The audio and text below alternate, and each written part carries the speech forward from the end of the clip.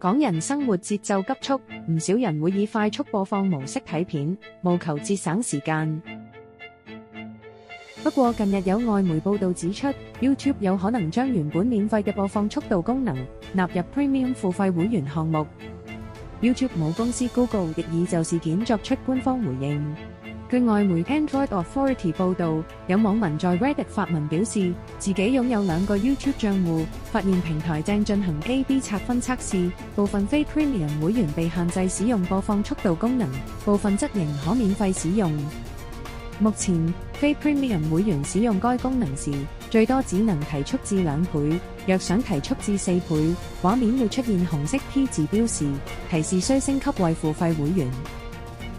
而 Premium 會員不僅可提速至4倍，更額外增加 2.5 倍、3倍、3.5 倍3個選項。